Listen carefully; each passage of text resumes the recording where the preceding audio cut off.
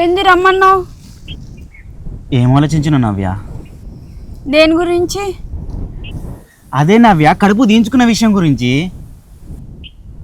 అరే నీకు అప్పుడే చెప్పిన కదా అభి, నేను దించుకోనని. ఇప్పుడు ఏం చేద్దాం? నాకు తెలియదు.